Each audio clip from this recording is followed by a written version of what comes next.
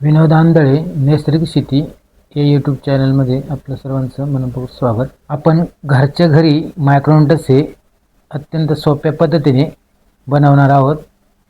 आपल्याला पहिला घटक लागणार आहे मॅंगनीज सल्फेट, तो आता आपण घेतला आहे.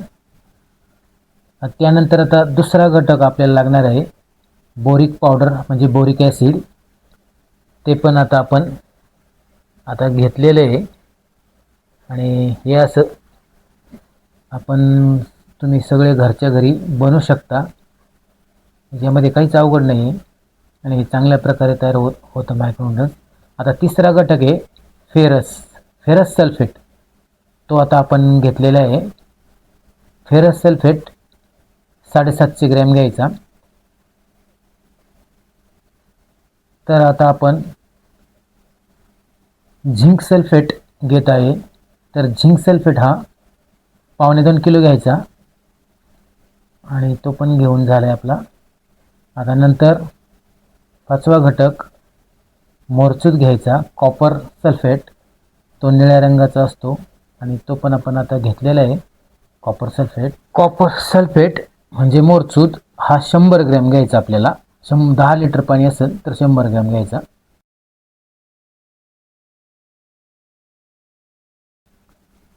तर आता आपलं कॉपर सल्फेट मोरचूद आपलं घेऊन झालं आहे. त्यानंतर आता आपण मायक्रोन्यूट्रन्स बनवण्यासाठी 2 बकेट घ्यायच्या. एका बकेटमध्ये 2 लिटर पाणी आणि दुसऱ्या बकेटमध्ये 8 लिटर पाणी. तर हे पाणी आपल्याला गरम पाणी घ्यायचं आहे, चांगलं कडक. आणि आता बोरिक ॲसिड, झिंक सल्फेट, मोरचूद, मॅंगनीज सल्फेट आणि फेरस सल्फेट आणि सायट्रिक ॲसिड. आता 1 नंबरच्या बादलीत आपण फेरस सल्फेट टाकून द्यायचं आणि ते चांगलं काठीने हलवायचं म्हणजे विरघळून जाईल. आणि 8 लिटर पाणी घेतं त्या 2 नंबरच्या बकेटमध्ये आपण झिंक सल्फेट 1.25 किलो टाकून द्यायचं आणि पूर्ण काठीनं हलवत राहायचं म्हणजे ते चांगलं पाण्यामध्ये मिक्स होतं आणि पूर्ण असं विरघळून द्यायचं झिंक सल्फेट. आता झिंक सल्फेट झाल्यानंतर आपण बोरिक ॲसिड घ्यायचं आणि ते पण 300 ग्रॅम आहे. ते पण आपण चांगलं काठीने हलवायचं टाकल्यानंतर आणि पूर्ण पाण्यात विरघळून द्यायचं. तर झिंक सल्फेट झाल्यानंतर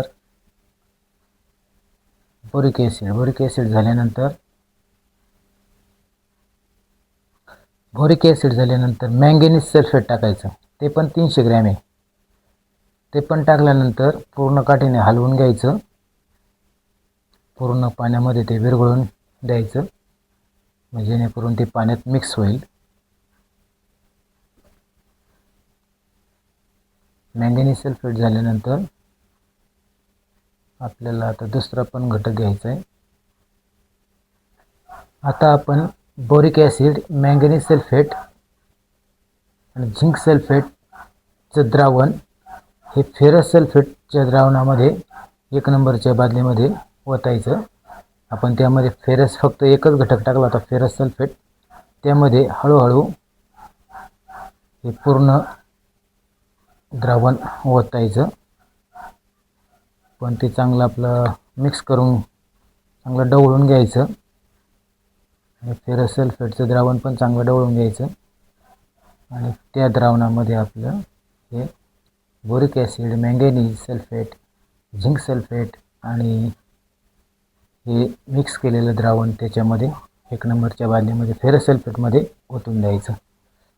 आणि ओतल्यानंतर ते चांगलं पूर्ण ते हलवून घ्यायचं, ढवळून घ्यायचं.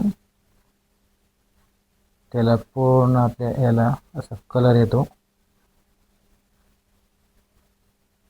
आणि नंतर हे सगळं झाल्यानंतर आपल्याला त्याच्यामध्ये मोरचूद म्हणजे कॉपर सल्फेट टाकायचं आहे. त्याच्या अगोदर हे आपल्याला चांगलं हलवून घ्यायचं. तर आपलं हे टाकून झालेले द्रावण 1 नंबरच्या फेरसमध्ये. आता आपण हे निळ्या रंगाचं मोरचूद कॉपर सल्फेट टाकत आहे आता. हे पूर्ण फेरस सल्फेट आणि हे मॅंगॅनीज सल्फेट हे पूर्ण या द्रावणामध्ये आपल्याला मोरचूद टाकून द्यायचा. आणि आता आपल्या ह्या मायक्रोन्यूट्रन्सच्या द्रावणामध्ये मोरचूद टाकल्यानंतर हे थोडंसं लाल रंगाचं होईल. आणि आता त्यामध्ये आपल्याला नंतर शेवटचा घटक टाकायचा आहे सायट्रिक ॲसिड. तर आता सायट्रिक ॲसिड टाकल्यानंतर पूर्ण हिरव्या रंगाचं मायक्रोन्यूट्रन्स, पूर्ण आपलं ग्रीनिश कलरचं मायक्रोन्यूट्रन्स तयार होईल. ज्या पद्धतीने दुकानामध्ये आपल्याला जसं मायक्रोन्यूट्रन्स भेटतं त्याप्रमाणे कलर येईल त्याला. हिरव्या रंगाचं मायक्रोन्यूट्रन्स तयार होईल. आणि आपल्याला सायट्रिक ॲसिड भेटलं नाही तर त्याऐवजी आपण लिंबाचा रस, लिंबू वापरलेलं आहे, तरी पण आपलं ते चांगल्या प्रकारे तयार झालं आहे. तर शेतकरी मित्रांनो, तुम्ही पण असं मायक्रोन्यूट्रन्स घरच्या घरी तयार करा आणि आपले पैसे वाचवा. कारण हे आपलं 30 रुपये लिटरमध्ये तयार झाले आणि आपल्याला बाजारामध्ये हे 1000 रुपये लिटरनी घ्यावं लागतं. आणि तेच 1000 रुपये लिटरचं मायक्रोन्यूट्रन्स आपल्याला आपण हे घरच्या घरी 30 रुपये लिटरमध्ये बनवलेलं आहे. आपल्या चॅनलला सबस्क्राईब करा आणि शेअर करा आणि लाईक करा. धन्यवाद मित्रांनो.